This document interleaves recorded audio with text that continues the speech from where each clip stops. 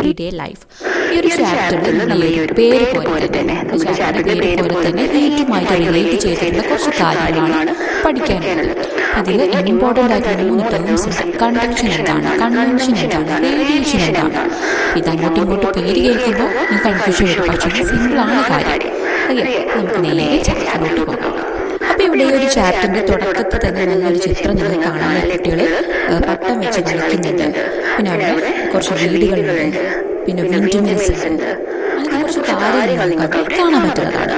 അപ്പോൾ അവിടെ ഒരു ചോദ്യമുണ്ട്, observe the picture which energy forms R utilised here. അതായത് ഇവിടെ ഈ ഒരു ചിത്രത്തിൽ ഏതൊക്കെ എനർജിയാണ് യൂട്ടിലൈസ് ചെയ്യുന്നത്, ഉപയോഗപ്പെടുത്തുന്നത് ഏതൊക്കെ എനർജി എന്നാണ് ചോദിച്ചിട്ടുള്ളത്. അപ്പോൾ രണ്ടെണ്ണം അവിടെ ഓൾറെഡി കൊടുത്തിട്ടുണ്ട്. ലൈറ്റ് എനർജി യൂട്ടിലൈസ് ചെയ്യുന്നുണ്ട്, ലൈറ്റ് എനർജി. അതേപോലെ തന്നെ എന്താണ് സോളാർ എനർജി. സോളാർ എനർജി എന്ന് പറഞ്ഞാൽ എന്താണ്, സൂര്യനിൽ നിന്നുള്ള എനർജി യൂട്ടിലൈസ് ചെയ്യുന്നുണ്ട്. അവിടെ നിങ്ങൾക്കൊരു സോളാർ പാനലൊക്കെ കാണാം.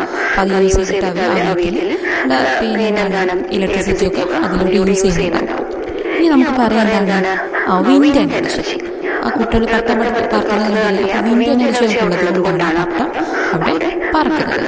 അതേപോലെ തന്നെ നമുക്ക് ഹീറ്റ് എനർജി നിങ്ങൾക്ക് സൂക്ഷിച്ച് നോക്കിയാൽ കാണാൻ കുക്ക് ചെയ്യുന്നുണ്ട്. അപ്പോൾ കുക്ക് ചെയ്യാൻ ആവശ്യമായിട്ടുള്ള എനർജി എന്ന് പറയുന്നത് ഹീറ്റ് എനർജിയാണ്. അപ്പോൾ അവിടെ ഹീറ്റ് എനർജി നിങ്ങൾക്ക് അവിടെ കൊടുക്കാം. അതേപോലെ തന്നെ ഒരു ബയോഗ്യാസ് പോലെ തോന്നുന്നു അവിടെ ഉണ്ട്. അപ്പോൾ അതിൽ കെമിക്കൽ എനർജി യൂട്ടിലൈസ് ചെയ്തിട്ടാണ് സ്റ്റൗ ഒക്കെ വർക്ക് ചെയ്യുന്നത്. ഇനി അടുത്തൊരു ചോദ്യമാണ്, we make use of different form of energy in our daily life. നമ്മുടെ നിത്യജീവിതത്തിൽ നമ്മൾ പല വിധത്തിലുള്ള ഇതേപോലുള്ള എനർജി യൂട്ടിലൈസ് ചെയ്യുന്നുണ്ട്. ലൈറ്റ് എനർജി, ഹീറ്റ് എനർജി, അതേപോലെ തന്നെ കെമിക്കൽ എനർജി, മെക്കാനിക്കൽ എനർജി ഒക്കെ യൂട്ടിലൈസ് ചെയ്യുന്നുണ്ട്. ഇനി അടുത്ത ചോദ്യമാണ്, which are the various situation where heat energy is used, list them. അതായത് ഹീറ്റ് എനർജി എവിടെയൊക്കെയാണ് യൂസ് ചെയ്യുന്നത് അത് കുറച്ചും കൂടെ ലിസ്റ്റ് ഔട്ട് ചെയ്യാനാണ് പറഞ്ഞത്. ഒന്നാമത് ഫോർ കുക്കിംഗ്. എല്ലാവർക്കും അറിയാം, നമ്മൾ ഭക്ഷണം പാകം ചെയ്യാൻ ഏറ്റവും ആവശ്യമായിട്ടുള്ള എനർജി എന്ന് പറയുന്നത് ഹീറ്റ് എനർജിയാണ്. കുക്ക് ചെയ്യാൻ നമ്മൾ യൂസ് ചെയ്യുന്നത് ഹീറ്റ് എനർജിയാണ്.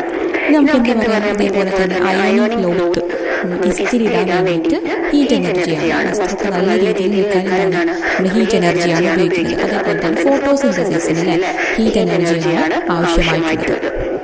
ഫോട്ടോസിന്തസിസ് എന്താണെന്നൊക്കെ നിങ്ങൾ പഠിച്ചിട്ടുണ്ടാകും. പിന്നെ അതേപോലെ നമുക്ക് എന്ത് പറയാം, ഡ്രൈയിങ് ക്ലോത്ത് വസ്ത്രങ്ങളൊക്കെ ഉണങ്ങാൻ വേണ്ടിയിട്ട് നമ്മൾ ഉപയോഗിക്കുന്ന എനർജി എന്ന് പറയുന്നത് ഹീറ്റ് എനർജിയാണ്. നമ്മൾ വെയിലത്തൊക്കെ കൊണ്ടുപോയി ചിക്കാറില്ലേ അല്ലേ, അതിനൊക്കെ എന്താണ് ഹീറ്റ് എനർജിയാണ് ആവശ്യം. ഇനി നിങ്ങൾക്ക് അറിയാവുന്നതാണ്, നിങ്ങൾക്ക് ആഡ് ചെയ്യാവുന്നതാണ്. ഇനി അടുത്തെന്താണ്, would you like to know more about heat energy. Heat എനർജിനെ കുറിച്ച് നിങ്ങൾക്ക് കൂടുതൽ അറിയാൻ താല്പര്യമില്ലേ? ഈ ഒരു ചാപ്റ്ററിൽ കംപ്ലീറ്റ് ആയിട്ട് നമ്മുടെ ഒരു ഹീറ്റ് എനർജിയുമായിട്ട് ബന്ധപ്പെട്ടിട്ടുള്ള കുറച്ച് കാര്യങ്ങളാണ് ഡിസ്കസ് ചെയ്യാൻ പോകുന്നത്. You have already observed the changes caused by heat energy in different state of water. നിങ്ങൾ 6ാം ക്ലാസ്സിലും ഒക്കെ 5ാം ക്ലാസ്സിലൊക്കെ പഠിച്ചിട്ടുണ്ടാകും. ഈ വെള്ളത്തിനുണ്ടാകുന്ന ഡിഫറെൻ്റ് ആയിട്ടുള്ള സ്റ്റേറ്റ്, ഫോം ഓഫ് സ്റ്റേറ്റ്. വെള്ളത്തിൻ്റെ ഐസ് ആവുന്നുണ്ട്, ഐസ് ഹീറ്റ് അബ്സോർബ് ചെയ്തിട്ട് അത് മെൽറ്റായിട്ട് എന്താകുന്നുണ്ട്, വാട്ടർ ആവുന്നുണ്ട്. നമ്മൾ വീണ്ടും ആ വാട്ടറിന് ഹീറ്റ് കൊടുക്കുമ്പോൾ അത് അബ്സോർബ് ചെയ്തിട്ട് സ്റ്റീമായിട്ട് നീരാവിയായിട്ട് മാറുന്നുണ്ട്. അങ്ങനത്തെ വാട്ടറിൻ്റെ ഡിഫറെൻറ്റ് സ്റ്റേറ്റുകൾ നിങ്ങൾ പഠിച്ചിട്ടുണ്ടാകും അല്ലേ. എന്താണ് സോളിഡ് സ്റ്റേറ്റ് ഉണ്ട്, അതേപോലെ തന്നെ ലിക്വിഡ് സ്റ്റേറ്റ്, പിന്നെ എന്താണ് ഗ്യാസ് സ്റ്റേറ്റ്. ഈ വാട്ടറിൻ്റെ സോളിഡ് സ്റ്റേറ്റ് ആണ് ഐസ് എന്ന് പറയുന്നത്.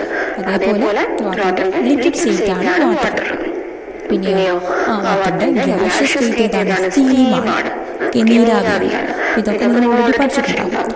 Ice is the solid form of water.